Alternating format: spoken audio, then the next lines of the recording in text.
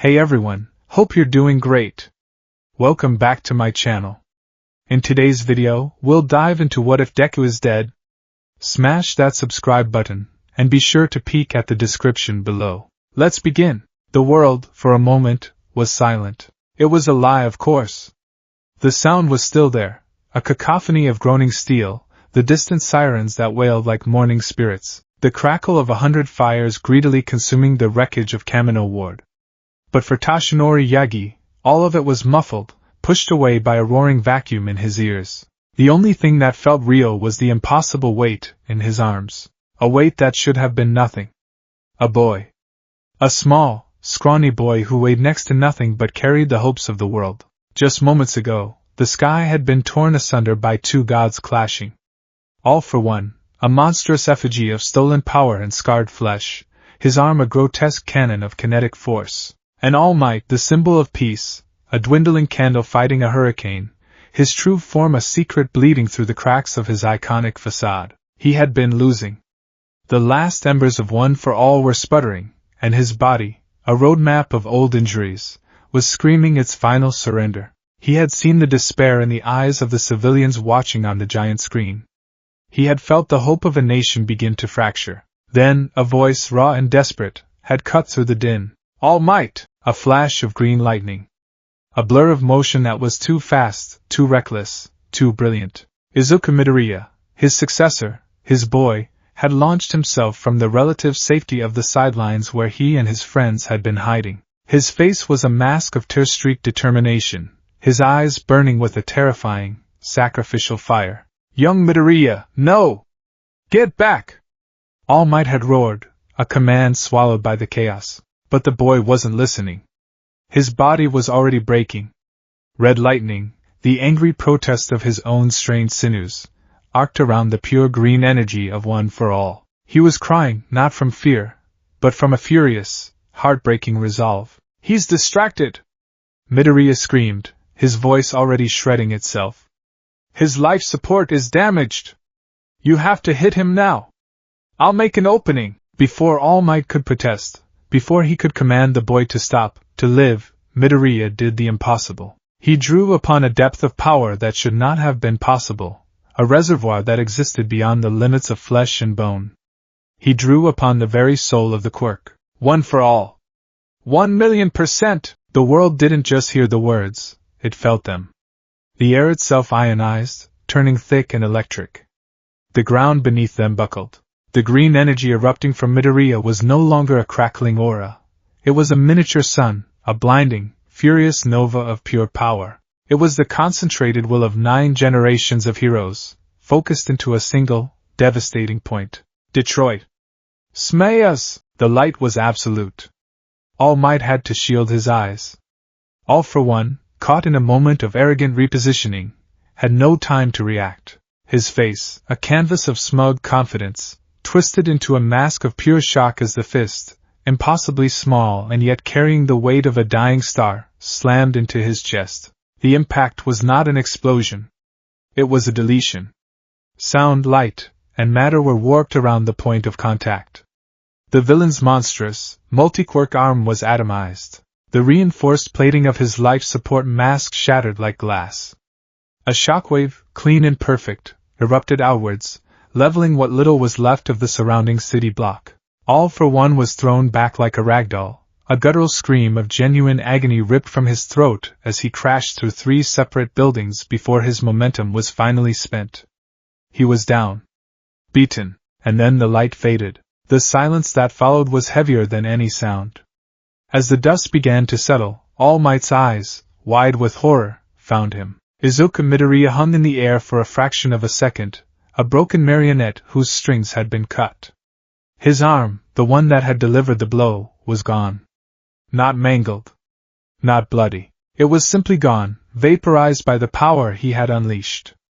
The rest of his body was a ruin. His hero costume was shredded, his skin was scorched and peeled back in 100 places, and the vibrant green lightning was gone, replaced by the faint, final wisps of smoke rising from his skin. He fell. All Might moved, his own pain forgotten. He caught the boy before he hit the ground, his large hands cradling the fragile body with an impossible gentleness. Young Midoriya! His voice was a choked whisper. Izuku? The boy's head lolled to the side. His eyes, once so full of life and fire, were glassy and unfocused. A thin trickle of blood ran from the corner of his mouth. He took one last, shuddering breath, a sound like gravel scraping against stone. And then, nothing. The weight in All Might's arms suddenly became infinite. The roaring in his ears was the sound of his own world ending. He had won. All for One was defeated.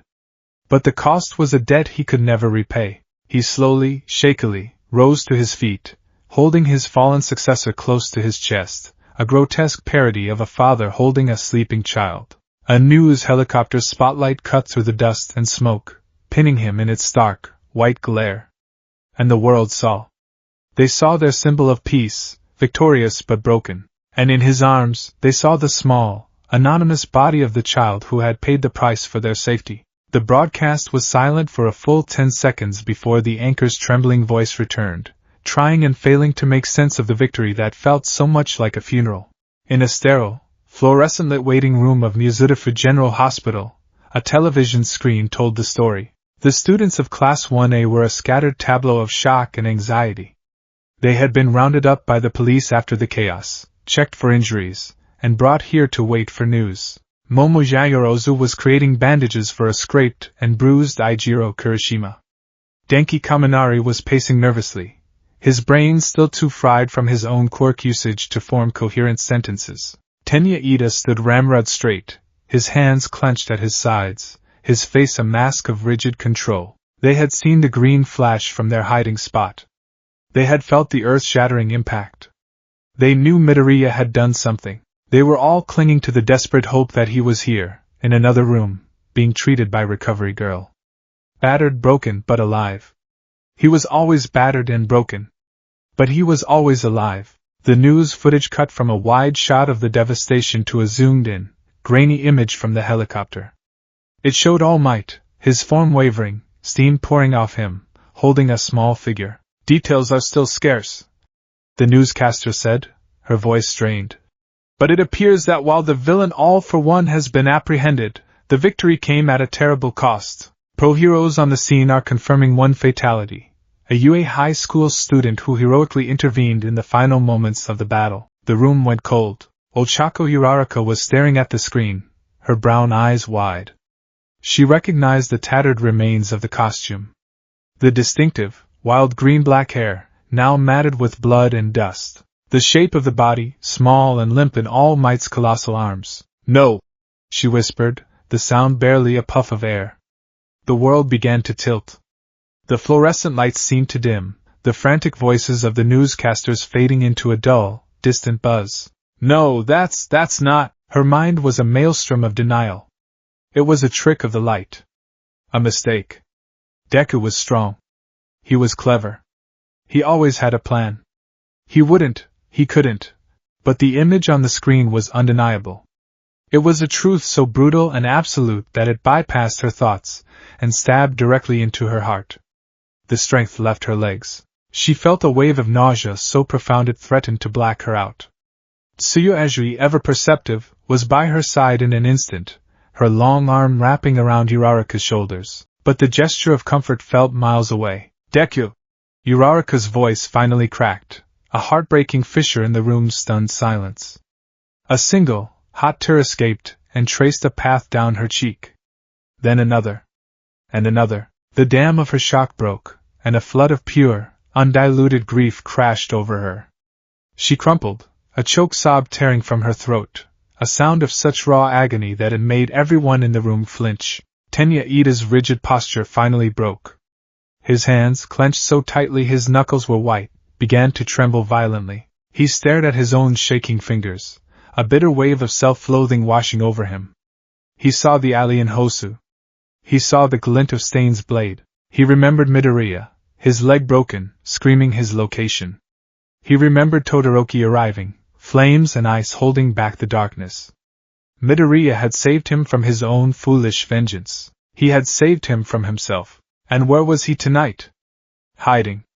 Cowering behind rubble while his friend, his best friend, raced towards certain death. He, the class president, the inheritor of the name Ingenium, had done nothing. He had failed in his duty to his class, to his friend, to the very idea of what a hero should be. The shaking spread from his hands to his arms, to his entire body, the stoic mask of the class representative shattering to reveal the terrified, guilt-ridden teenager beneath. Shoto Todoroki felt a familiar, unwelcome sensation, the creeping chill of ice in his own veins. He watched the screen, his mismatched eyes impassive, but his mind was reeling. He thought of the sports festival. He thought of the words that had changed his life. "It's your power, isn't it, Midoriya?" The earnest, meddling, crybaby boy who had shoved his way into the frozen, fortified chambers of Todoroki's heart and lit a fire. He had forced Shoto to confront his past, to accept himself, to take the first steps towards becoming not his father's weapon, but his own hero. Midoriya had been the warmth that held the frost at bay, and now, he was gone. The fire in Todoroki's soul flickered, and the cold emptiness he had known for most of his childhood threatened to return, a creeping glacier ready to reclaim its territory. He felt nothing, and that nothingness scared him more than any pain. He had lost the one who taught him how to feel. Katsuki Bakugo was not at the hospital. He had been cleared with minor injuries and sent home, a decision he had fought with feral rage until a sharp, quirk-erasing glare from Aizawa had silenced him. Now, he was in his bedroom. The television was on, but the volume was muted.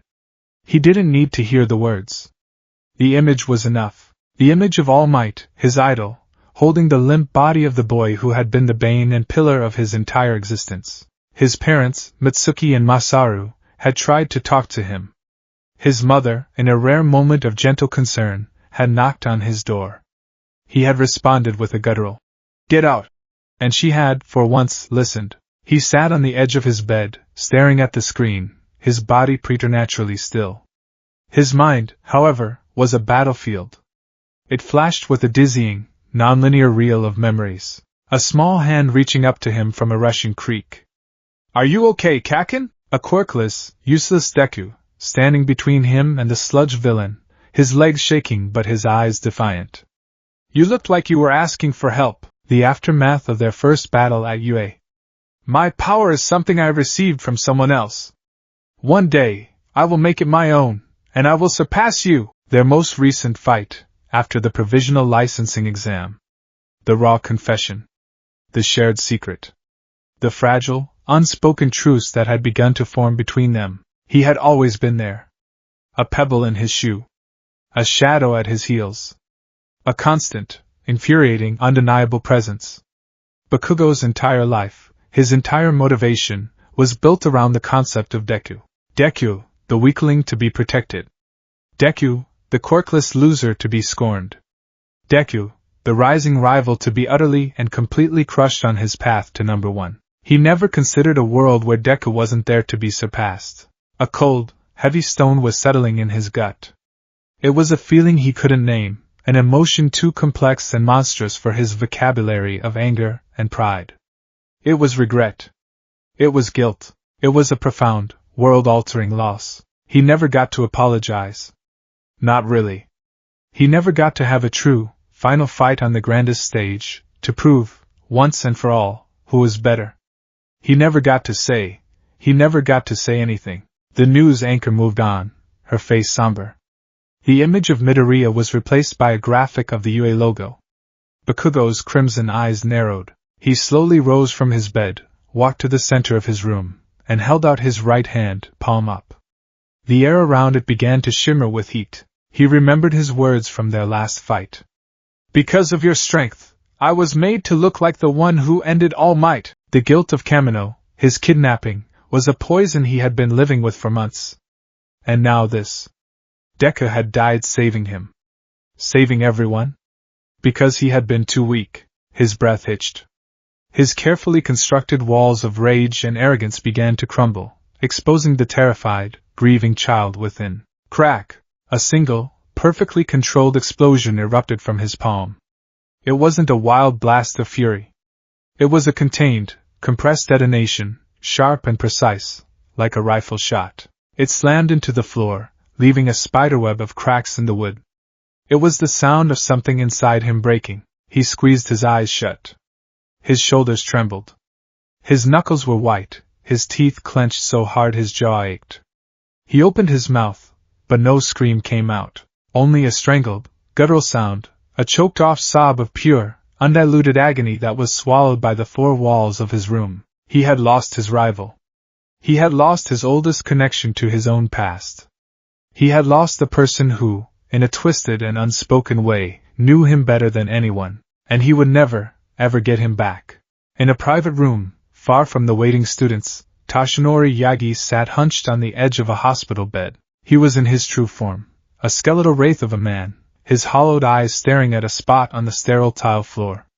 The iconic smile was gone, replaced by a deep, cavernous frown of grief. A fresh splash of blood stained the front of his white t-shirt. Gran Torino stood by the window, his arms crossed, his diminutive form casting a long shadow in the afternoon light. He was silent, letting his former student drown in his sorrow. "I killed him!" Toshinori finally rasped, his voice thin and broken. "It's my fault. I put that target on his back. I gave him that power, a power his body was never ready for, and I sent him to his death." "Don't be a fool, Toshinori," Gran Torino said, his tone sharp but lacking its usual bite. "The boy made his own choice. You saw him. He was always going to run in, a choice I forced him to make." All Might slammed a fist against the bed, a gesture that ended in a racking cough. "I should have been stronger. I should have ended it sooner. I told him to stay back, to let the pros handle it. But he saw me failing. He saw his hero, his mentor, about to be extinguished." He looked up at Gran Torino, his eyes swimming with a despair so deep it seemed bottomless. "He died to save me. To preserve a symbol that was already on its last legs. What kind of teacher does that? What kind of father figure lets his son sacrifice himself for him?" The word hung in the air between them. Son. It was a truth he had rarely dared to admit, even to himself. But it was the truth. In the short time he had known him, Izuku Midoriya had become more than a successor. He was the child he never had, the light that had given his final years a purpose beyond just fighting villains. And now, that light was out. The greatest horror was yet to come. It was a thought that had been lurking in the back of his mind, a terror so immense he could barely face it. "Inko," he breathed, the name like a shard of glass in his throat. I have to tell his mother. How do I look Inko Midoriya in the eye and tell her that I took her only son, the most precious thing in her life, and got him killed?" He buried his face in his hands. "She trusted me. She gave me her boy. And I'm returning him to her in ashes." Gran Torino said nothing. There was nothing to say. There was no comfort for this kind of failure, no platitude that could soothe this kind of wound. He simply stood watch over the broken hero, a silent, grim sentinel in a world that had just lost its future. The door to the room opened, and a tired, grim-faced Shota Aizawa stood in the doorway. His clothes were singed, and a fresh cut ran along his cheekbone, but his eyes were clear and steady, filled with a heavy, soul-crushing weariness. "The other students are waiting," Aizawa said, his voice a low monotone. "They've seen the news. But they need to hear it from me. They're holding on to hope." Toshinori looked at him, his expression pleading. "Aizawa, I'll handle it." Aizawa cut him off, not unkindly. "It's my responsibility. They are my students."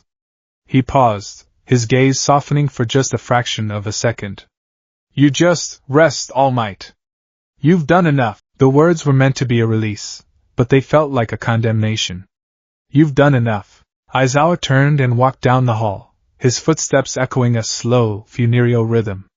He reached the waiting room, where every pair of young, hopeful, terrified eyes snapped to him. He could see the unspoken question on their faces, the desperate plea for him to say it was all a mistake. He took a deep breath, the antiseptic hospital air feeling cold and heavy in his lungs.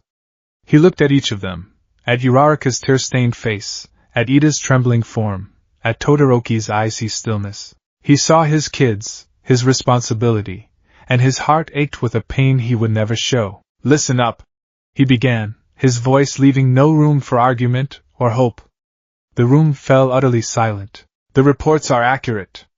During the fight to rescue Bakugo, Izuku Midoriya intervened. He let the words sink in, a final, terrible confirmation. His actions created the opening that allowed All Might to defeat All for One and end this conflict. He saved countless lives tonight. Aizawa's gaze swept across the room, meeting the eyes of every one of his shattered students. He delivered the final, inescapable truth with a heavy, brutal finality. Izuku Midoriya gave his life to save us all. He paused, letting the full weight of the sacrifice settle upon them like a shroud. And now, we have to live with that. The rain began on the morning of the funeral. It was a cold, persistent drizzle that seemed to leach the color from the world, washing the vibrant city of Mizurufu into shades of slate and charcoal. It was as if the sky itself was in mourning, offering a gentle, unending torrent of tears for a sun that had been extinguished too soon. The service was small and aggressively private, held in a modest, non-denominational chapel on the outskirts of the city. There were no news crews, no grand pronouncements from the Hero Public Safety Commission. This was not a state funeral for a fallen soldier. It was a quiet, heartbreaking farewell for a boy. A son. A friend. The students of Class 1A sat together in the front pews, a silent, uniform block of black. Their formal attire felt alien, a costume far more uncomfortable than any of their hero gear. It was the uniform of a reality they were not equipped to handle. Aizawa stood near them, a stoic, unmoving pillar of quiet support, his eyes hidden behind his dark hair. The rest of the UA staff were scattered behind them, their usual boisterous energy replaced by a heavy, respectful silence. But all eyes, when they dared to look, were drawn to the woman in the very first row. Inko Midoriya was a statue carved from grief.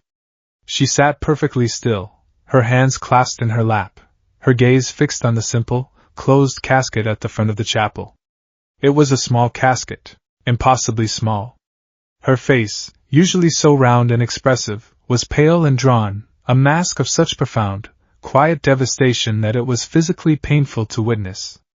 She wasn't wailing or sobbing. Her sorrow was a silent, all-consuming force, a black hole that seemed to draw in all the light and sound in the room. In her lap, her fingers were tightly gripping a small, folded piece of fabric, a tiny, faded All Might onesie, the one he had worn as a toddler, a relic from the beginning of a dream that had led to this nightmare. Toshinori Yagi stood near the back, looking more skeletal and fragile than ever.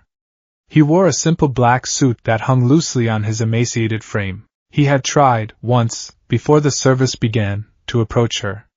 He had walked on trembling legs, his heart a leaden weight in his chest, 1,000 useless apologies swirling in his mind. "Inko-san," he had begun, his voice a dry, cracking whisper. She hadn't turned. She hadn't flinched. She had simply continued to stare at the wooden box that held her entire world. After a moment of suffocating silence, she had turned her head, just slightly, away from him. It was not a gesture of anger or hatred.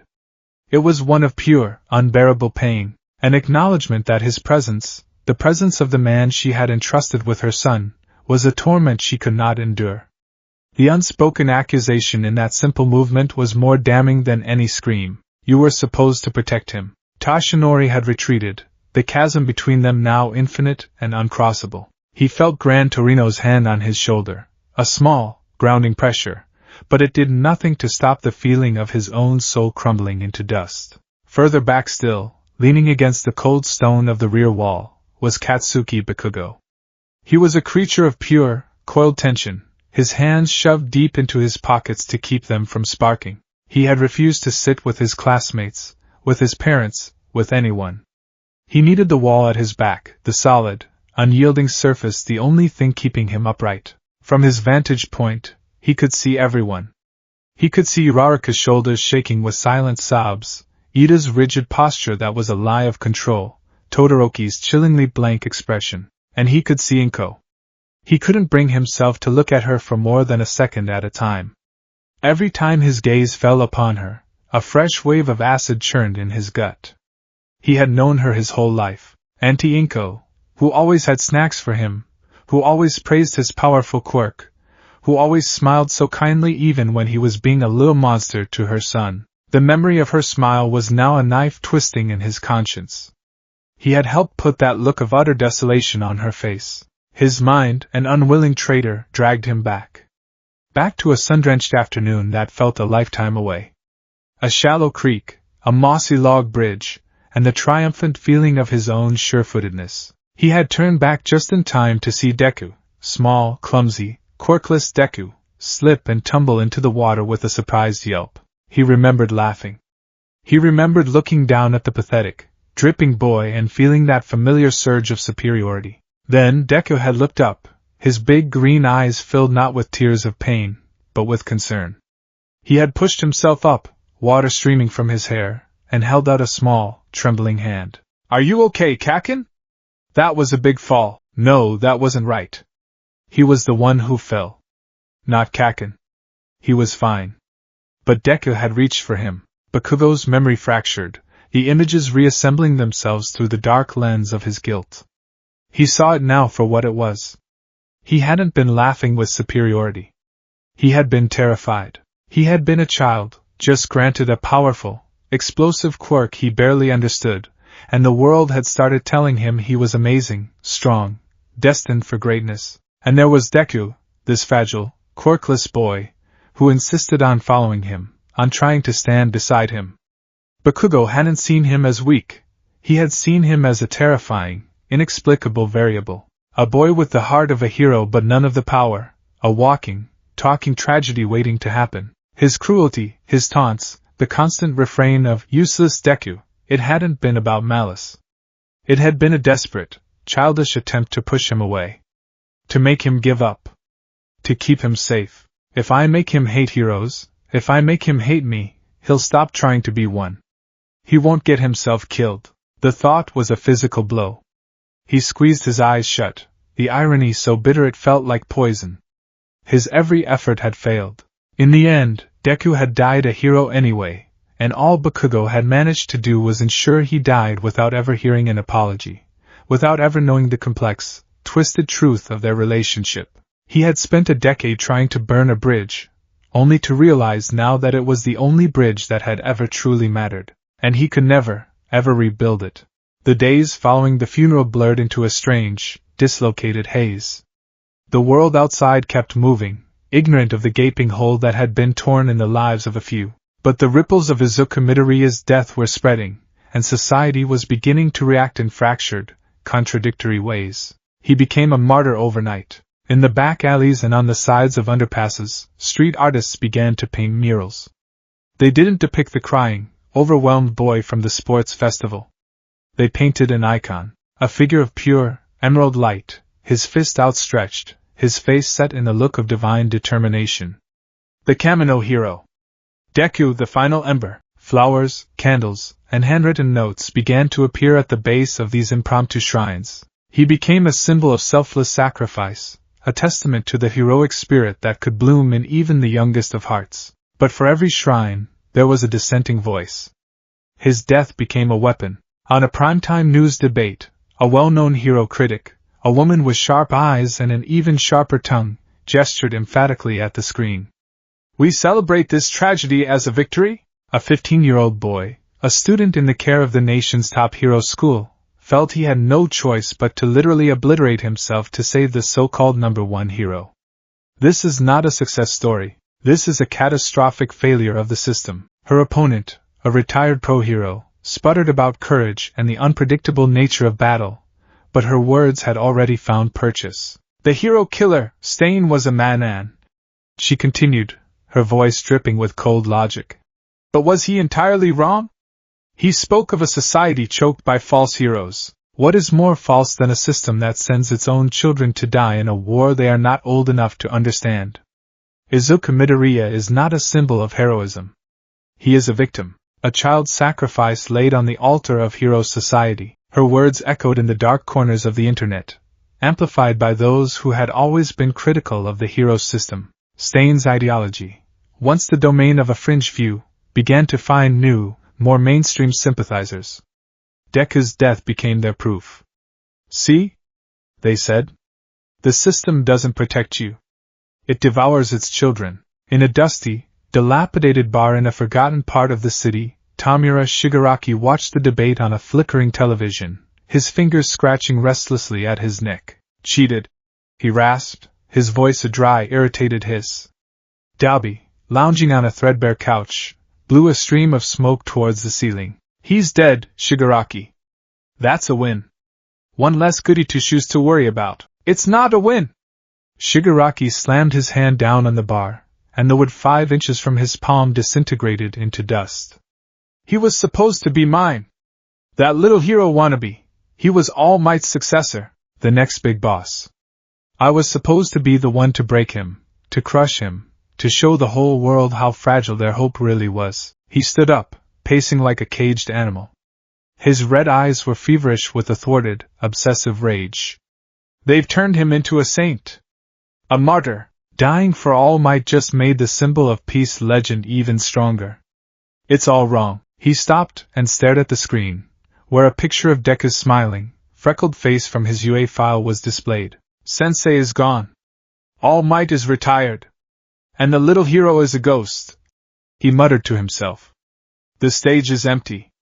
A slow, twisted grin spread across his chapped lips. Fine. If they want to see what a world without heroes looks like, we'll give them a show. We'll exploit every crack that kid's death left in their perfect society. We'll start by showing them that even when they sacrifice their children, they still can't save anyone. In the dead of night, while the city slept and argued over the ghost of a hero, a meeting of paramount importance was taking place. Principal Nizu's office, with its panoramic view of the rain-slicked city, had become a war room. The only light came from a single desk lamp, casting long, dramatic shadows that made the small, intelligent creature look almost sinister. We have a problem of existential proportions, Tashinori, Nizu said, his paws steepled in front of him. His tone was calm, clinical, but his black eyes held a deep, underlying urgency.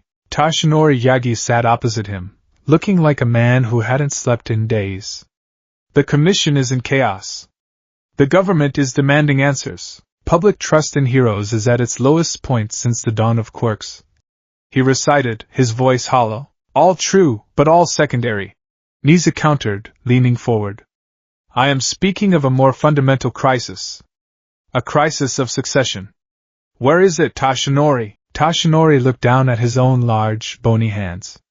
He knew exactly what Nizu was asking. I don't know. You don't know? Nizu's voice sharpened slightly. It is a transferable quirk.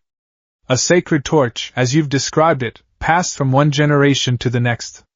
Young Midoriya was the 9th user, so I ask again, where is the torch? The silence in the room was deafening, broken only by the rhythmic drumming of rain against the reinforced glass. When I held him, Tashinori began, his voice barely a whisper, forcing himself to relive the moment. At the very end, I felt nothing. The power within me was gone, as it should be. It had been fully passed to him. But when he unleashed that final attack, it felt like the quirk itself was screaming. Like he was burning the fuel and the engine at the same time. He looked up, his eyes filled with a terrifying, desolate certainty. Nizu! I think it's gone. I think One for All is gone. The line is broken. The torch has been extinguished. Nizu's calm facade finally cracked. His fur bristled slightly, and his whiskers twitched. That is suboptimal, he said, the understatement of the century. The very concept of a symbol of peace, a central pillar to hold society together in the post-All Might era, was predicated on the continuation of that power. Young Midoriya was not just meant to be a great hero. He was meant to be the new foundation. Without him, and more importantly, without One for All, there is a power vacuum. Tashinori finished grimly. And we both know who is best equipped to fill it, All for One. The name went unsaid, but it hung in the air between them like a toxic gas. The villain was imprisoned in Tartarus, but his will, his network, his successor in Shigaraki, they were all still in play. And now, the one power that had been cultivated for generations to stand against him was, for all intents and purposes, dead and buried with a 15-year-old boy. The future had just become exponentially darker. The final goodbye was the hardest. 2 days after the funeral, before the cremation, Inko granted Tashinori's one, desperate request, 5 minutes alone. He found himself in a quiet, sterile viewing room, a place stripped of all emotion, all warmth. The casket was gone. Izuku lay on a simple, draped gurney, dressed in a plain, dark suit. He looked peaceful. He looked like he was sleeping. If Toshinori didn't know better, he would have thought the boy's chest might rise and fall at any moment, that his eyes might flutter open and greet him with that familiar, awestruck stammer, but he knew better. The stillness was absolute. The silence was eternal. Toshinori approached slowly, his feet heavy as lead. He stood over the boy, his long shadow falling across his face. "Young Midoriya," he whispered, the name an ache in his chest. "Izuku." His mind flashed back to a beach littered with trash, to a determined, scrawny boy hauling a refrigerator, his muscles screaming but his spirit unyielding. He remembered the day he had plucked a strand of his own golden hair. "Eat this!" The memory, once a source of secret, absurd amusement, was now a source of exquisite torture. It was the moment he had sealed the boy's fate. The moment he had set him on this path. "I'm sorry," he choked out, the words feeling pitifully inadequate. "I am so sorry. I failed you. I was a poor teacher. A reckless mentor. I saw your heroic spirit and I was selfish. I wanted you to be the one to carry on my legacy. I never stopped to consider the price." He looked up at the ceiling, as if he could see through it to the heavens beyond. "Nana, forgive me. I have failed our legacy. I have broken the sacred chain." He looked back down at Izuku. A desperate, irrational, wholly unscientific thought had been clawing at the back of his mind since his conversation with Nisa. A quirk was, at its core, a part of one's DNA. The transfer had happened through ingestion of his DNA. Was it possible? Could the quirk, the vestiges, the will of one for all, be latent within the boy's body, waiting for a worthy vessel? Could it be passed on, even after death? It was a fool's hope. A dying man's prayer. But it was all he had left. With a trembling hand he reached down. His fingers, long and skeletal, brushed against the back of Izuku's. His breath caught in his throat. He closed his eyes, concentrating, searching, pleading for a sign. A spark. An echo. A faint whisper from the vestiges within. Anything to prove that all was not lost. He felt nothing. There was no residual energy, no faint crackle of green lightning. There was no warmth. There was only the profound, unmistakable, and final cold of death. The skin was like marble, the life within it long since fled. The embers of one for all were not sleeping. They were not waiting, they were gone. Cold ash. Toshinori Yagi pulled his hand back as if he'd been burned. The last, flickering candle of hope in his soul was snuffed out, plunging him into an abyss of absolute despair. He stood there for a long moment, the former symbol of peace, the hero who had saved millions with a smile, and he wept. He wept not with loud, cathartic sobs, but with silent, shuddering tears that traced paths through the hollows of his cheeks. A broken man mourning the death of a boy, and with him, the death of the future. The bus ride back to UA's campus was a journey through a vacuum. No one spoke. The usual boisterous energy of Class 1A, Kaminari's bad jokes, Mina Ashido's infectious laughter, Kirishima's booming encouragements, was gone, sucked out of existence, and replaced by a heavy, suffocating silence. They stared out the windows at a city that seemed both alien and achingly familiar, its mundane scenery a cruel reminder that the world had the audacity to keep spinning. When the bus finally pulled up to the Heights Alliance dormitory, the building looked less like a home and more like a mausoleum. It was just a building, concrete and glass and steel, but now it felt haunted. Every window seemed to hold a memory, every shadow a ghost. This was the place where they had studied together, cooked together, laughed together. It was where Izuku Midoriya had mumbled his way through movie nights, nervously offered to help with homework, and radiated an earnest, hopeful energy that had, in quiet ways, become the gravitational center of their class. As they filed off the bus, their footsteps echoing too loudly in the quiet, Mr. Aizawa gathered them in the common room. His expression was as weary as ever, but the lines around his eyes seemed etched deeper, his posture carrying a weight that had nothing to do with physical exhaustion. "Listen up," he began, his voice a low rumble that commanded their immediate, undivided attention. I know this is difficult. Returning here, it's not going to be easy. But you are hero students. Part of the job, the hardest part, is learning to stand up again after you've been knocked down. We will not be canceling classes. We will not be halting training. The world doesn't stop for our grief, and neither can we. His words were harsh, but they were a brace, something solid to lean against in the swirling chaos of their emotions. One more thing, he said, his gaze sweeping over their faces before settling on a point somewhere down the hall. Midoriya's room. Room 208. It will remain as it is. For now, it will be kept locked. We'll decide what to do with his belongings later, in consultation with his mother. He paused, and for a fraction of a second, a flicker of something deeply human and sorrowful crossed his face. Think of it as a memorial. A reminder. Of the standard you now have to live up to. He didn't need to say more. The message was clear. That simple, unremarkable door down the hall was no longer just a door. It was a monument. A tombstone in the heart of their home. As Aizawa dismissed them, some students couldn't even bring themselves to look in its direction, averting their gaze as if the sight of it would physically burn them. Others stared, transfixed, their minds replaying 100 tiny, insignificant moments that now felt like sacred scripture. The heart of Class 1A had been ripped out, and now they had to learn how to live in the hollow space it left behind. Later that evening, after most of the class had retreated into the solitude of their own rooms, two girls stood silently in the hallway of the second floor. Ochako Uraraka stared at the door to room 208, her hands clenched into fists at her sides. Tsuyu Azui stood beside her, a quiet, steady presence. Aizawa had left the door unlocked for a short time, a silent allowance for those who needed a different kind of closure. Uraraka's voice was a ragged whisper. I need to see it. To make sure it was real. Tsuyu placed a gentle hand on her shoulder. Okay, Ochako-chan. I'll go with you. Kero. With a trembling hand, Uraraka pushed the door open. The air that greeted them was still and cool, carrying the faint, familiar scent of old paper, gym clothes, and the subtle, clean scent that had simply been Deku. The room was a shrine to a lifelong dream.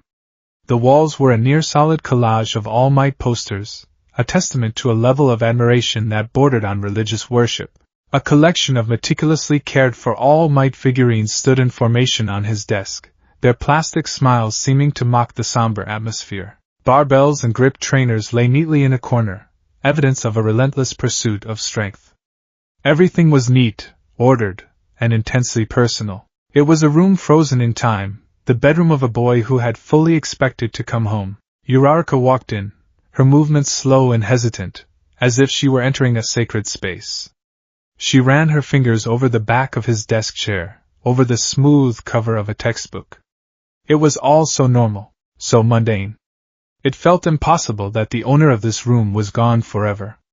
Her eyes began to well up again, the grief a constant, heavy tide pulling at her. Tsuyu, ever observant, noticed a stack of notebooks on his bedside table. They were the same cheap, spiral-bound notebooks he was always scribbling in, the ones filled with his notoriously dense, analytical scrawl.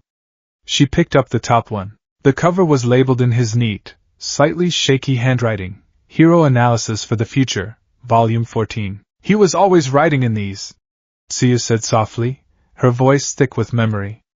I asked him once what he was doing. He got so flustered, he almost dropped it. Kero. She handed the notebook to Uraraka. Ochako's fingers trembled as she took it. It felt heavier than it should, weighted with the ghost of the mind that had filled its pages. She opened it to a random page. Her breath hitched. It wasn't an analysis of a pro-hero. It was a page dedicated to her.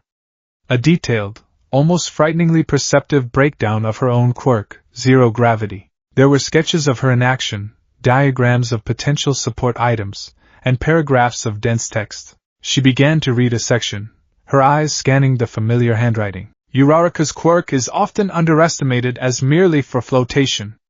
Major tactical error. Its true potential is in absolute environmental control. By making key structural points weightless, she can reshape a battlefield. Potential combo move, Meteor Storm. By collecting debris mid-battle and releasing it from a height, she can create a devastating area of effect attack. This requires increased stamina and precision, but her determination is her greatest asset. She just needs to believe in the destructive power of her rescue quirk. She's stronger than she thinks. So much stronger. Below it was a section on Ida, analyzing the torque and gear ratios of his engines for maximum acceleration. Another on Kirishima, theorizing about the material limits of his hardening and how he could counter vibratory attacks. He had pages for all of them. He hadn't just been studying pro heroes, he had been studying them. He had been charting their paths to greatness, believing in their potential more than they did themselves. This wasn't just a hobby. This was love. This was his way of protecting them, of helping them, of lifting them up. The notebook slipped from her numb fingers and fell to the floor with a soft thud. The sound broke her. A wrenching sob tore through her, a sound of utter, profound loss. She collapsed to her knees, burying her face in her hands. He was going to be the greatest, she wailed, her voice muffled by her palms. He saw so much, he believed so much, and he's gone. He's gone, Tsu. The world lost him, and it doesn't even know what it lost. Tsuyu knelt beside her, wrapping her long arms around her friend's shaking shoulders, her own silent tears tracing paths down her cheeks. In the quiet of the hero worshipper's room, surrounded by the smiling face of All Might, they mourned not just for the friend they had lost, but for the legendary hero the world would never get to know.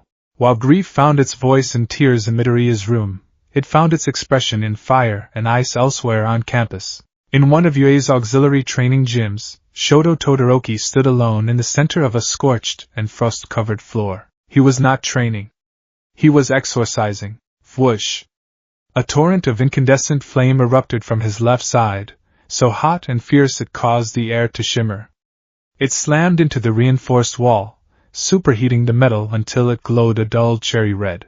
Before the glow could fade, an explosive wave of jagged ice erupted from his right, crashing against the same spot. The metal screamed in protest at the thermal shock, groaning and cracking. Steam filled the room, thick and suffocating, clinging to his sweat-drenched skin. He stood in the center of it, his breath coming in ragged, harsh gasps. His body ached. The rapid, extreme use of both sides of his quirk was draining him, pushing him to his physical limits. And it still wasn't enough. The cold was creeping back in. For years, his world had been a frozen tundra, a desolate landscape shaped by the cruelty of his father and the ghost of his mother's pain. He had existed in a state of quiet, resentful numbness. Then Midoriya had arrived. A relentless, meddling force of nature who had screamed at him in the middle of a stadium and shattered the glacier around his heart. "It's your power, isn't it?" That shout had been the spark. It had allowed him to reclaim his fire, to accept himself, to start the long, arduous process of becoming whole. Midoriya had been the warmth, the constant, steady pilot light that kept the encroaching ice at bay. Now, the pilot light was out. And he could feel the familiar, terrifying chill seeping back into the marrow of his bones. Apathy. Emptiness. Nothingness. So he fought it. He fought it with the very tools Midoriya had given him back. He unleashed his fire until his skin felt like it was blistering, trying to burn away the creeping numbness. He unleashed his ice until his joints ached with frost, trying to build a wall against the encroaching despair. Fire and ice. Rage and sorrow. A symphony of self-inflicted punishment. He was training, yes. He was pushing his limits, seeking new levels of power. But it was more than that. Every blast of fire, every wall of ice, was a promise. A vow whispered into the swirling steam. He died because we weren't strong enough. All Might wasn't strong enough. I wasn't strong enough. He extended his right hand, and a massive, perfectly formed pillar of ice shot towards the ceiling, its crystalline structure reflecting the gym lights like 1,000 shattered diamonds. I won't be weak again. I will master this power. I will become a hero who can save everyone, so no one else has to make that kind of sacrifice. His left hand ignited, melting the pillar in a hissing rush of steam. I will be a hero you would have been proud of, Midoriya. He would carry the torch that Deku had used to light his way, and he would make it burn so brightly it would cast no shadows. He had to. It was the only way to keep the cold from consuming him completely. The common room was a dead zone. A few students were scattered around, listlessly watching a muted television or staring at their phones, the silence a stark contrast to the usual evening chaos.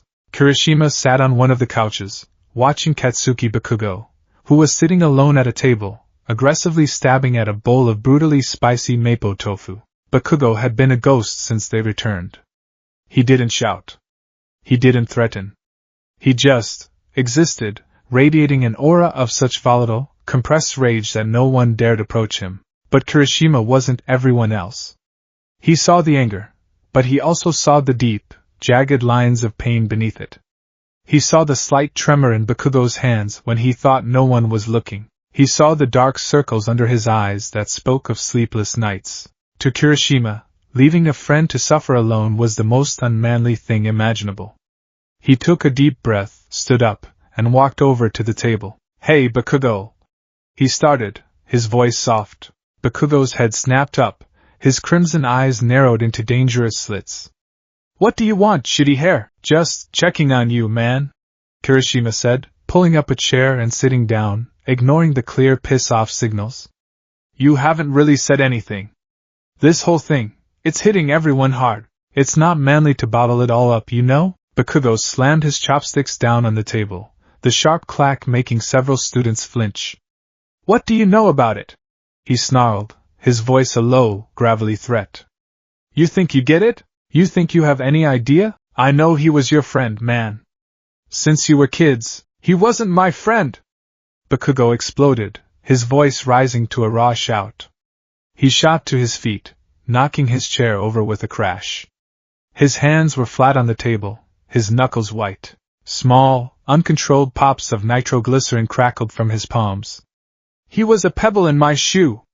A damn stalker who wouldn't leave me alone. He was a quirkless, useless waste of space who had a death wish his entire life." The cruelty of the words hung in the air, sharp and poisonous. Several students stared, horrified. But Kirishima didn't flinch. He looked past the venomous words and saw the sheer, unadulterated panic in Bakugo's eyes. This wasn't anger. This was a desperate, panicked defense. A wild animal caught in a trap, lashing out at the hand offering help. "So stop trying to psychoanalyze me with your stupid, simple-minded friendship bullshit!" Bakugo roared, his voice cracking with an emotion he would never name. "You don't know anything, so just get the hell away from me." He turned and stormed off, shoving past the terrified Kaminari and disappearing up the stairs towards his room, the sound of his door slamming shut echoing through the silent common room like a gunshot. Kirishima stared after him, not with anger, but with a deep, aching sadness. He had seen it, just for a second, in that final, cracked shout, a glimpse of the profound, world-shattering grief that Bakugo was trying to incinerate with his own rage. And he knew, with a certainty that chilled him, that Bakugo was suffering more than any of them. An hour later, a much quieter meeting was taking place in Tenya Ida's meticulously organized room. He had summoned the others with a simple, direct text message: "Uraraka, Todoroki, Ajiri. My room. Urgent." They sat on his bed and floor, a somber little group. They were the ones who had fought alongside him, who had been saved by him, who had felt the warmth of his friendship most keenly. They were the Deku squad, minus Deku. Ida stood before them, his arms held rigidly behind his back, his face a mask of stern solemnity. "Thank you for coming," he began, his voice formal, as if he were addressing a committee. "I have been processing the recent events. I have analyzed our emotional states, our training regimens, and our collective morale. The conclusion is suboptimal." Uraraka managed a weak, watery smile. Only Ida would call soul-crushing grief. "Suboptimal. We are adrift," Ida continued, beginning to pace. "We are reacting to this tragedy with sorrow, with anger, with guilt. These are all valid human responses. However, they are not productive. They are not what he would want." He stopped and looked at each of them, his gaze intense. Izuku Midoriya lived his entire life moving forward. From the moment he inherited One for All, he never stopped pushing, never stopped striving, never stopped trying to improve. Even when his body was broken, his spirit was always charging ahead. He took a deep breath, his voice lowering with emotional gravity. For us to stop now, to allow our grief to cause us to stagnate, it is the greatest insult we could possibly pay to his memory. He died moving forward. If we stop, it's like we are letting him die a second time. The words landed with the force of a physical blow. Uraraka looked up, her tear-filled eyes widening with a new, dawning realization. Todoroki, who had been staring at the floor, lifted his head, his expression shifting from numb sorrow to focused contemplation. "What are you suggesting, Ida?" Todoroki asked, his voice quiet but clear. "I am suggesting a new motivation," Ida declared, chopping the air with his hand in his characteristic way, but this time it was filled with a desperate, fiery conviction. "We will mourn him, we will miss him every single day. But we will not let his loss be an anchor. It must be a fuel. We will train harder than ever before. We will master our quirks. We will study until our eyes burn. We will become so strong, so capable, so undeniably heroic, that a sacrifice like his will never be necessary again." He looked at them, his own eyes shining with unshed tears, but also with a fierce, burning resolve. "We will carry his will. We will become the heroes he knew we could be. We will do it not just for ourselves, or for the world. We will do it for him." A new kind of silence filled the room. It wasn't the silence of grief. It was the silence of purpose. Uraraka wiped her eyes, a flicker of her old determination returning to her face. Tsuyu gave a slow, deliberate nod. Todoroki's fists clenched at his sides, his personal vow now finding a home within a shared mission. They had a direction now. A way to channel the pain into power. They would honor the dead by fighting harder for the living. Late that night, long after the last light in the dormitory had been switched off, a lone figure slipped out of the building. Katsuki Bakugo moved with a predator's silence, his feet making no sound on the pavement as he made his way across the deserted campus. His destination was a place of controlled chaos, a sprawling cityscape of concrete towers and steel girders. Training Ground Gamma. He bypassed the security with a code he wasn't technically supposed to have, the electronic lock clicking open into the cavernous, moonlit space. The air was cool and smelled of metal and ozone. It was quiet, utterly, completely quiet. He walked to the very center of the industrial labyrinth, and stopped. He stood there for a long time, his head bowed, his shoulders shaking with a tension that seemed to vibrate the very air around him. The rage, the grief, the suffocating guilt, it was a pressurized core inside him, ready to go critical. The things he had screamed in the common room, the cruel, ugly words, they were a lie, and the truth was eating him alive. He slowly lifted his head to the sky, his face a mask of pure, unadulterated anguish. His teeth were bared in a silent snarl. He raised his hands, his palms facing upwards, and the familiar heat began to build. But this wasn't the controlled, precise power he used in training. This was something wild. Something primal. Boom! A massive, uncontrolled explosion erupted from his hands, a blinding sphere of orange light that turned night into day for a split second. The shockwave ripped through the training ground, the sound a deafening crack of thunder that echoed off the surrounding buildings. The ground beneath his feet fractured. He didn't stop. He unleashed another, and another, and another. He poured every ounce of his energy, every drop of his stamina, into the explosions. It was a storm of raw, destructive power, a tantrum against the universe. He was screaming, but the sound was lost in the cacophony of his own quirk. He was blasting away the pain, the regret, the image of Deku's limp body, the sound of Inko's silent sorrow. Finally, his arms gave out. His stamina depleted, he fell to his knees in the crater of his own making, his body trembling with exhaustion. Smoke and steam poured from his gauntletless hands. In the ringing silence that followed, he finally let out the sound he had been choking on for days. It was a name, a single, ragged, gut-wrenching scream that was ripped from the deepest part of his soul, a sound that was equal parts fury, despair, and a desperate, heartbroken plea. Deku! The name echoed through the empty city of steel and concrete, a ghost's name screamed by a boy kneeling in the ruins, utterly and completely alone. Despair has a texture. Toshinori Yagi had learned this in the long, sleepless nights that followed the funeral. It was like fine grit sandpaper, rubbing away at the edges of his soul, leaving everything raw and exposed. Hope, he had concluded, was a finite resource, and his own reserves had been utterly depleted, burned away in the blinding, sacrificial nova of his successor's final act. He sat in a small, unused office at UA, a place he'd taken to using as a refuge from the sympathetic, pitying glances of his colleagues. The window looked out over the main grounds, where life was stubbornly, cruelly, continuing. Students walked to class, their laughter carried on the wind, a sound as alien to him now as a foreign language. He was a ghost haunting his own life, a relic whose only purpose was to bear witness to the magnitude of his own failure. He had failed the boy. He had failed Nana Shimura. He had failed the world. One for all, the sacred trust passed through 9 generations, had died with him. The line was broken. The story was over. The door slid open with a soft hiss, and a familiar, diminutive figure entered the room. "Still here? I figured you'd have worn a hole in the floor from pacing by now," Gran Torino said, his voice the usual sharp rasp. He hopped onto the chair opposite Toshinori, his yellow boots not even reaching the floor. "There's no point in pacing," Toshinori mumbled, not taking his eyes off the window. "The race is over. We've lost. Stop that," Gran Torino snapped, his voice cutting through the heavy air like a whip. "Stop wallowing.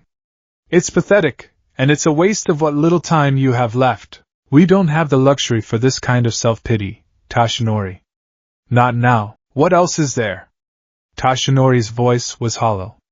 "The power is gone. It died with him. I felt it. There was nothing left but cold ash. All for One is in Tartarus, but his protege is still out there, gathering strength. There is no counterweight. No one to stand in his way when the time comes." Gran Torino was silent for a long moment, his aged face a mask of contemplation. He stared at his former student, at the skeletal frame and the haunted, defeated eyes. He had seen this look on him once before, decades ago, after Nana's death. The same bottomless despair.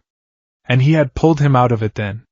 He would have to do it again. "You're a fool if you think it's over," he said, his voice lower now, more serious.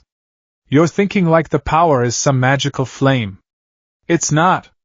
It's a quirk. A biological anomaly passed down through DNA. It has a will, yes, the vestiges of its users, but its foundation is physical. A physical foundation that is now cremated remains," Toshinori retorted, a bitter, hopeless edge to his words. "Perhaps," Gran Torino conceded. "But you're forgetting something. Something you told me yourself, on that rooftop before you'd even met the Midoriya boy. You had a candidate already selected, the top student at UA.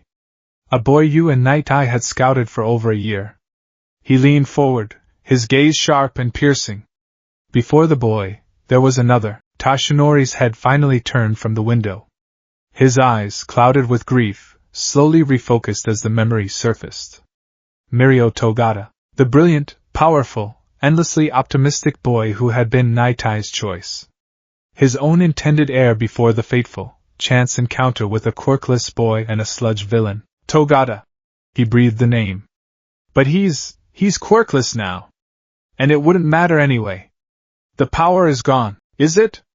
Gran Torino challenged. "You felt nothing when you touched Midoriya's body." "Correct. But what did you expect? For it to jump into you? The transfer requires ingestion of DNA. That is the mechanism. The will to pass it on is the catalyst." He paused, letting the words sink in. The boy's will, in that final moment, wasn't to pass it on. It was to use every last drop of it to save you. He burned the engine, as you said. But what if a single, untarnished link to that engine still exists? Toshinori stared at him, a flicker of something he didn't dare name as hope stirring in the desolate wasteland of his chest. "What are you saying?" "I'm proposing a theory," Gran Torino said, his voice low and intense. "A radical, desperate, last-ditch theory. The quirk, its essence, is encoded in his DNA. If that DNA were to be ingested by a worthy vessel, is it possible the vestiges, the will of the quirk itself, could recognize a suitable host and reignite?" It was insane. It flew in the face of everything he understood about the quirk. A post-mortem transfer? It sounded like something from a comic book, a fantasy. But then, what was his entire life if not a fantasy made real? Even if that were possible, Toshinori argued, his mind racing. His body, his mother. Gran Torino cut him off. She would have kept something. A first lock of hair. A baby tooth. Parents keep those things. Mementos. The memory hit Toshinori like a physical blow. A few days ago, in a moment of shared, silent grief, Inko Midoriya had pressed a small, sealed envelope into his hand. Inside was a tiny, clear plastic bag containing a single, soft lock of dark green hair. I wanted a part of his heroic spirit to stay here, at UA, where he was so happy, she had whispered, her voice choked with tears. He had accepted it, thinking it was just a keepsake, a relic for a shrine. He hadn't understood. He slowly reached into the inner pocket of his jacket, his hand trembling. He pulled out the envelope. It felt impossibly heavy. It is a fool's hope, Toshinori, Gran Torino said softly, his eyes fixed on the envelope. The odds are infinitesimally small. It will probably do nothing, but right now, infinitesimally small is better than zero.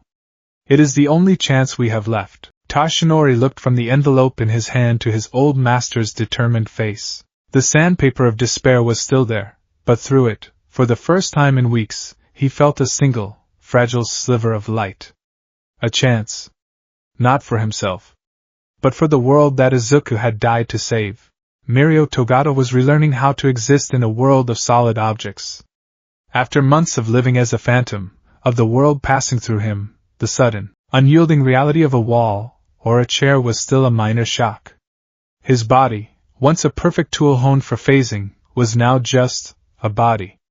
Strong, well-trained, but painfully, frustratingly solid. He spent most of his days at a private facility connected to UA, a place where Eri was being cared for and gently reintroduced to a life without fear.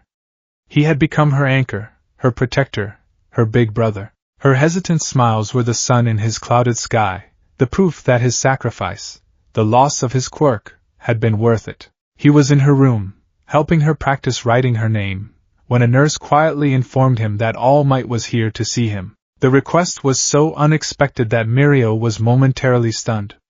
He found the former number 1 hero waiting for him in a small, private consultation room. He was in his skeletal form, a sight Mirio had only seen once before, during the chaos of the Hoseikai raid. The hero looked older, smaller, and infinitely more tired than Mirio remembered.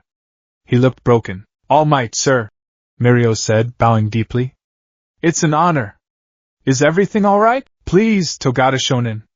Call me Yagi, Toshinori said, his voice a weary rasp. He gestured to the chair opposite him. And no. Nothing is all right. Mirio sat, his usual bright energy subdued by the heavy atmosphere in the room. He felt a knot of anxiety tighten in his stomach. He had heard the news, of course. The entire world had. The victory at Kamino, All Might's retirement, and the tragic death of the first-year student, Izuku Midoriya. He remembered the boy vividly, his frantic energy, his analytical mind, and the terrifying, selfless power he'd unleashed to help save Eri.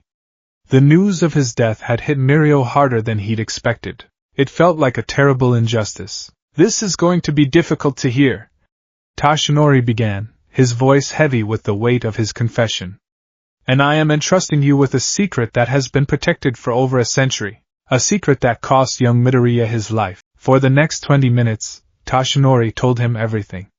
He spoke of a quirk born in the dawn of heroes, a power that could be passed down, stockpiling strength with each new user. He spoke of its name, One for All, and its sworn enemy, All for One. He recounted his own crippling injury, his desperate search for a successor, and the choice he had made. Izuku Midoriya was my successor, Toshinori said, his voice cracking on the name. He was the 9th wielder of One for All. He inherited my power, and he was meant to become the next symbol of peace. Mirio listened in stunned, reverent silence. It was a story so grand, so mythical, it barely seemed real. The secret history of the world's greatest hero. But the grief in the man's eyes was undeniable. This was the truth. He died, Toshinori continued, his gaze falling to his lap, because he used the full, untamed power of One for All to save me. He'd burned out his own life force to create an opening. He was a true hero, in every sense of the word. The greatest I have ever known. He finally looked up, and Mirio saw the desperate, pleading hope in his sunken eyes. The quirk, we believed it died with him. But we have a theory. A desperate, slim chance that it can be rekindled, passed on, one last time, from the remnants of his own heroic spirit. He paused, the next words hanging in the air, heavy as anchors. My former sidekick, Sir Night Eye, he always believed you should have been the one. That you were the ideal vessel. The pieces clicked into place in Mirio's mind. The full, staggering weight of what was being asked of him crashed down. He was being offered the power of All Might. The legacy of the boy who had died a hero. He was being asked to take his place. Mirio's first reaction was not excitement or ambition. It was a cold, nauseating wave of inadequacy. He looked at his own two hands, plain and solid and quirkless. No, he said, the word coming out softer than he intended. I can't. Sir, that power, it belongs to him. To Midoriya-kun. He earned it. He died for it. For me to take it now, it would feel like robbing his grave. He stood up, unable to sit still. I'm not him. I don't have his spirit. Sir Night Eye believed in me, yes, but even he saw Midoriya's future. He saw the hero he was going to become. I can't be a replacement for someone like that. I'm not worthy. The idea was a violation. He would be a footnote, a second choice who only got his chance because the real hero had died. Every victory he achieved with that power would be tainted by the knowledge that it wasn't truly his, that it was built on the sacrifice of a better, braver boy. I'm sorry, Yagi-san, Mirio said, his voice firm despite the turmoil in his heart. I'm honored that you would even consider me. But I can't. I have to refuse. Tashinori didn't argue. He didn't try to persuade him. He simply nodded, a look of profound, crushing disappointment settling over his features. I understand, Togata Shonin. I will not press you. The burden is immense. Perhaps too much for anyone to bear. The meeting was over. Mirio bowed and left the room, his heart a chaotic drum against his ribs. He had done the right thing, he told himself. The only honorable thing. But as he walked back down the sterile hallway, he felt not a sense of relief, but a deep, unsettling hollowness. He found himself standing outside Eri's room.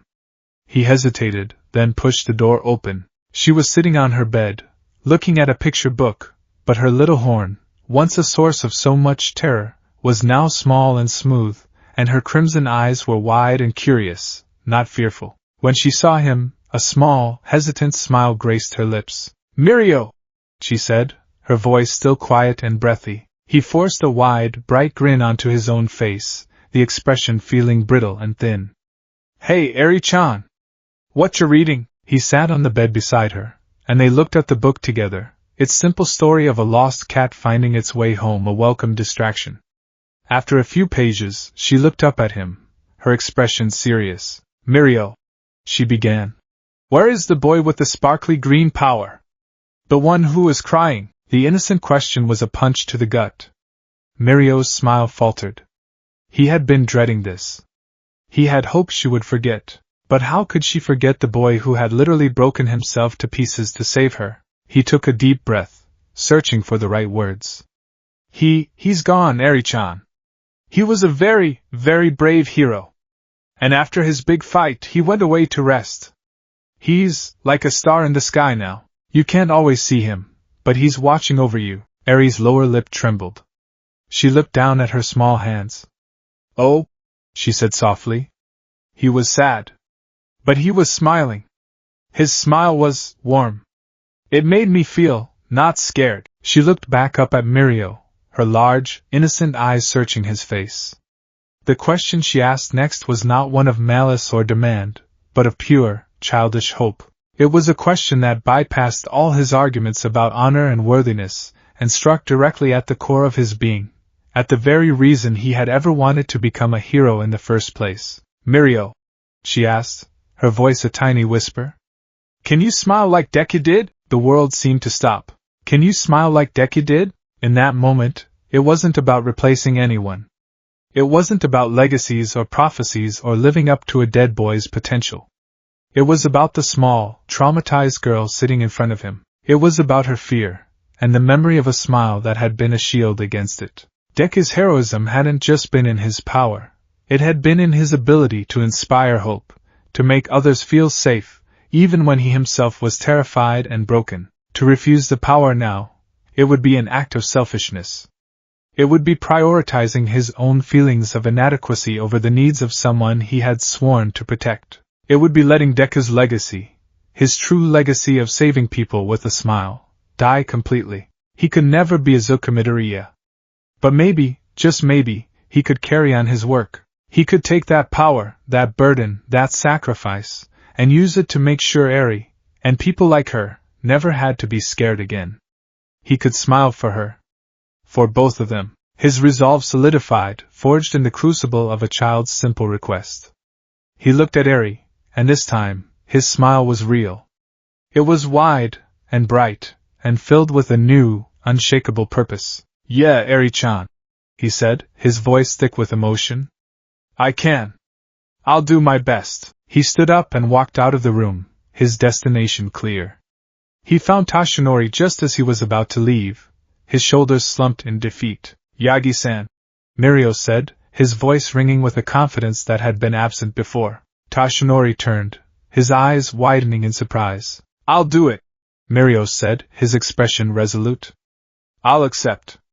I will become the wielder of One for All." The ceremony, if it could be called that, was held late that night in the quiet, sterile confines of Recovery Girl's primary office. The only light came from a single lamp on her desk, casting the room in long, solemn shadows. The only attendees were the four people who now shared this impossible secret: a broken hero, a genius principal, a veteran healer, and a quirkless boy about to gamble on a dead man's legacy. Tashinori Yagi stood before Mirio, his hands shaking as he held a small, lead-lined box. Nizu watched from his perch atop a filing cabinet, his usual calculating expression replaced with one of grave solemnity. Recovery Girl stood nearby, her arms crossed, her face etched with a mixture of clinical curiosity and deep concern. "Are you certain about this, Sonny?" she asked Mirio, her voice gentle. "There's no telling what this could do. If the quirk is damaged, if it's unstable, it could destroy you from the inside out." "I'm sure," Mirio said, his gaze steady. He looked at Tashinori. "He gave up everything. The least I can do is be brave enough to try." Tashinori gave a slow, grateful nod. He opened the box. Inside, resting on a small velvet cushion, was the clear plastic bag containing the lock of Izuku Midoriya's hair. It looked so mundane, so insignificant, yet it held the potential to save or doom the future. He carefully took the bag and handed it to Mirio. "This is it, Togata Shonin. The last ember. The final hope." Mirio took the bag, his fingers brushing against Tashinori's. He opened it, tipped the contents into his palm, and without a moment's hesitation, placed the lock of hair in his mouth and swallowed it. The silence that followed was absolute. It was thick, heavy, and filled with a desperate, unspoken prayer. The four of them stood motionless, watching Mirio, waiting for a sign. 1 second. 2. 10. A full minute passed. Nothing happened. Mirio felt no surge of power, no crackle of energy. He felt nothing at all. He looked at Tashinori, a question in his eyes. The despair was returning to the former hero's face, deeper and more painful than before. The fool's hope had been just that. A fool's hope. It had failed. Tashinori's shoulders slumped. I see. I'm sorry to have put you through." He stopped. Mirio's eyes had suddenly gone wide. His head tilted slightly, as if he were listening to a sound no one else could hear. "Wait," Mirio whispered, his voice barely audible. He wasn't hearing anything. He was feeling something. Deep within him, in the very core of his being, a place that had been silent and empty since the moment his quirk was erased, something stirred. It was not a roar of power. It was not a flash of lightning. It was a faint, impossibly distant sensation, like the hum of a single power line in an empty desert. It felt like a spark trying to catch on damp kindling. A single, warm ember glowing faintly in a vast cavern of cold ash. It was a fragile, tentative, but undeniable presence. He looked at the others, his face a mixture of awe and disbelief. Something, he breathed, his hand coming up to rest on his own chest, right over his heart. Something is there. The power was not a gift. It was a ghost. In the days that followed the desperate, last-ditch ritual in Recovery Girl's office, Mirio Togata came to understand this with a brutal, bone-deep clarity. One for All was not the roaring, world-shaking force he had witnessed in All Might. It was not even the crackling, untamed lightning he had seen erupt from Izuku Midoriya. What lived inside him now was a phantom, an echo, a faint and mournful whisper of what it had once been. The damage done by Midoriya's final, sacrificial act was more profound than any of them could have imagined. He hadn't just burned the fuel. He had fractured the very engine of the quirk. The stockpiled power of 8 generations had been almost completely expended in that one, impossible, 1,000,000% smash. What remained was the core itself, the foundational mechanism of the quirk, but its vast reserves of energy were gone, like a reservoir drained to its muddy dregs. The ghost of the power remained, tethered to the will of its last master. Training with Toshinori Yagi began immediately, conducted in the pre-dawn hours in one of UA's most remote and secure training facilities, a place known colloquially as the Unbreakable Vault. It was a grim, windowless bunker of reinforced concrete and adamantium plating, designed to withstand the most destructive quirks. The setting felt appropriate for the somber, almost funereal nature of their work. This was not the triumphant, mentor-student dynamic of legend. It was a painstaking, often painful, process of coaxing a dying ember back to life. Toshinori, haunted by the specter of his first student's shattered body, was a different kind of teacher now. The booming encouragement and bold pronouncements were gone, replaced by a quiet, cautious, almost fearful methodology. He hovered, he cautioned, he analyzed every flicker of energy with the nervous intensity of a bomb disposal expert. "Easy, Togata Shonin," he'd say, his voice a constant, anxious murmur. "Don't force it. Just reach for it. Feel for that warmth and gently pull it to the surface." Mirio stood in the center of the vault, his brow furrowed in concentration, his body drenched in sweat despite the cool air. He would close his eyes, turning his focus inward, searching for the faint hum he now recognized as One for All. He'd find it, a tiny, warm pinprick in the vastness of his own being, and he would try to draw it out, to spread it through his limbs as Toshinori instructed. The results were agonizingly slow. The first time he managed to channel it into his fist, it felt less like a surge of power and more like a mild electrical current. When he punched the sensor pad, the readout was barely above his own natural, quirkless strength. "Again," Toshinori would say, his voice laced with a strained patience. Again and again and again. For hours they worked. Mirio, with his incredible physical conditioning and boundless optimism, was the perfect student. He never complained, never grew frustrated. But even his legendary smile began to feel tight, strained at the edges. Finally, after a week of relentless effort, they had a breakthrough.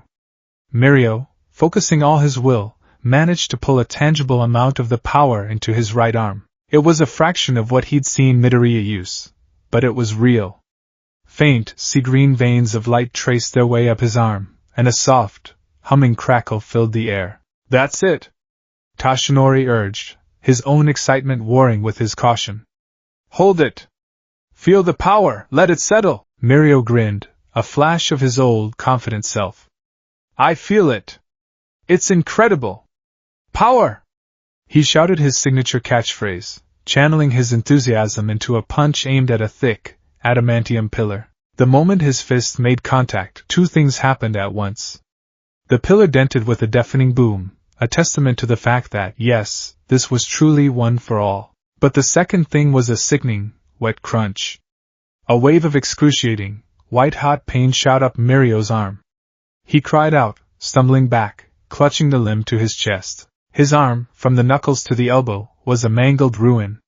His fingers were bent at unnatural angles, and the bones of his forearm had shattered, the jagged ends pushing grotesquely against his skin. It looked exactly like the injuries he had seen Midoriya sustain, over and over again. Toshinori was at his side in an instant, his face a mask of pale horror. "Recovery Girl! Now!"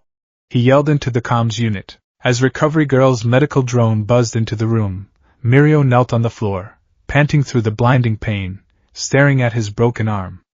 A cold, dreadful realization settled over him. 3%. He gasped, looking up at his mentor. I think I was only using about 3%. Toshinori's expression was one of pure abject failure. He had done it again. He had taken another promising, healthy young man and led him down the same path of self-destruction. The ghost of Izuku Midoriya was not just in the power, it was in this training, in this room, in the sight of another student's shattered bones. The burden of this phantom quirk was not just one of legacy, but of inherited, inescapable pain. The physical struggle was only half the battle. The true haunting began when Mirio slept. Quirks with a consciousness, like One for All, often communicated through dreams, creating a psychic space where user and power could commune. Toshinori had described it to him, a misty ethereal realm where the vestiges of the past users would appear, offering guidance, wisdom, and their own unique quirks. He told Mirio to expect to meet them, to be prepared to inherit their knowledge. The first time Mirio entered that space, it was nothing like what Toshinori had described. He found himself standing in a vast, empty blackness. It wasn't a room, it was a void. An infinite, starless night, cold and utterly silent. There was no mist, no ethereal glow. There was only the oppressive, crushing emptiness. He felt a profound sense of isolation, of being the only living thing in a dead universe. He called out, his voice swallowed by the void. Hello? Is anyone there? Silence was his only answer. He began to walk, though he had no sense of direction, his feet making no sound on the unseen floor. He felt a deep, primal fear creeping in, the fear of absolute nothingness. Was this all that was left of One for All? An empty shell? Then he saw it. A flicker of movement in the distance. A shape began to resolve itself from the inky black. It was a figure, humanoid but indistinct, as if viewed through a haze of static. As it drew closer, details began to emerge. A young man, with a wild mop of dark hair and a familiar, determined set to his jaw. He was wearing the tattered remains of a UA gym uniform. Midoriya-kun? Mirio called out, a wave of disbelief and relief washing over him. The figure stopped about 20 feet away. It was him. It was the vestige of Izuku Midoriya, the 9th user. But something was wrong. His form was unstable, shimmering and phasing in and out of focus like a poor holographic projection. And his eyes, they were empty. There was no recognition, no emotion. He just stood there, a silent, ghostly sentinel in the heart of the void. It's me, Mirio Togata, Mirio said, taking a hesitant step forward. All Might, he passed the quirk to me. I'm the 10th user. I'm sorry. I know I'm not who you would have chosen, but I promise I'll do my best to honor your legacy. The vestige of Deku did not respond. He simply stared, his expression unreadable, a blank canvas upon which Mirio projected all of his own fears and insecurities. He felt a profound, unspoken judgment radiating from the silent figure. It felt like disappointment. It felt like accusation. You're not me. You're not him. You're just a replacement. A placeholder. The silence stretched on, becoming unbearable. Mirio wanted him to say something, anything. To yell at him, to rage at him, to tell him he was unworthy. But the silence was worse. It was a condemnation that offered no chance for appeal. Suddenly, the figure began to dissolve. The static intensified, and his form wavered, fading back into the oppressive blackness from which he had emerged. Wait! Mirio yelled, rushing forward. Don't go! Please, I need your help. I need to understand. But he was gone. And Mirio was alone again, adrift in the cold, silent void. He awoke with a gasp, his heart hammering against his ribs, the feeling of that silent, judging gaze seared into his mind. This was not the council of wise mentors Toshinori had spoken of. This was a tomb. And he was sharing it with a single, silent, accusatory ghost. The second great challenge was the reconciliation of his old power with his new one. Mirio's entire fighting style, his very identity as a hero, was built around permeation. It was an elegant, almost untouchable dance of phasing and repositioning, of surprise attacks from unexpected angles. It was who he was. He had hoped, prayed, that One for All would be a simple amplifier, a power boost to his existing skill set. The reality was a clashing, chaotic mess. After his arm had healed, they tried to integrate the two. The theory was simple. Activate One for All for a powerful strike, then use permeation to dodge the counterattack or reposition. In practice, it was a disaster. Okay, Togata Shonen. Tashinori coached from the sidelines of the vault. 3%. Just a light charge. Phase through the floor, come up behind the target, solidify, and strike. Simple combination. Mirio took a deep breath. Right. Simple. He activated One for All, the familiar green energy crackling faintly around him. He felt the low hum of power settling into his muscles. Then, he activated permeation. The result was instantaneous and catastrophic. The two quirks, one that made his body an unstoppable force and the other that made it an intangible object, warred with each other. It was like trying to mix oil and water in a high-speed centrifuge. His body, caught in the quantum conflict, was violently rejected from its phased state. He was halfway through the concrete floor when it happened. He was shot upwards, not with the smooth grace of his quirk, but with the violent force of a cannonball, as if the very atoms of the floor were repelling him. He rocketed into the air, spinning out of control, before crashing into the ceiling with a bone-jarring impact. He fell back to the floor in a crumpled heap, his head ringing, every muscle in his body screaming in protest. Report! Tashinori's voice was sharp with alarm. I'm okay. Mirio groaned, pushing himself up. Just ow. It felt like the quirks were fighting. Like my body couldn't be solid and non-solid at the same time. They are fundamentally opposite principles. Tashinori mused, scribbling frantically in a notebook, a habit he had picked up from Midoriya. One for All stockpiles and releases kinetic energy, an act that requires a solid, physical medium. Permeation negates your physical state. When you try to do both, the energy has nowhere to go. It seems to create a repulsive feedback loop. They tried again, with different approaches. Activating OFA after solidifying, trying to use them in rapid succession. Every attempt ended in failure, usually with Mirio being flung violently in an unintended direction. It was not just ineffective, it was dangerous. He was a liability to himself and anyone around him. He was left with a terrible choice. He could be Lemillion, the untouchable phantom. Or he could be the wielder of One for All, a clumsy, self-destructive brawler. He could not be both. To use this new power, he had to sacrifice the very identity he had spent his entire life building. The burden of the phantom quirk was not just to carry its power, but to let go of his own. Meanwhile, in the darkest corners of the city, another successor was coming into his own power. Tamura Shigaraki stood before the remnants of the League of Villains in their new, upgraded hideout, a sprawling, subterranean complex provided by All for One's network. His master was gone, imprisoned in the deepest level of Tartarus, but his influence remained. He communicated with Shigaraki through a network of loyal followers, his words delivered like scripture from an absent god. And his final command before his capture had been simple: grow, Tamura. Evolve. Shigaraki had taken the command to heart.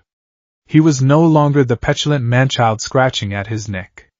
The death of Deku, while robbing him of a personal victory, had been a clarifying event. It had shown him the fragility of the hero system, the cracks in the foundation of their society.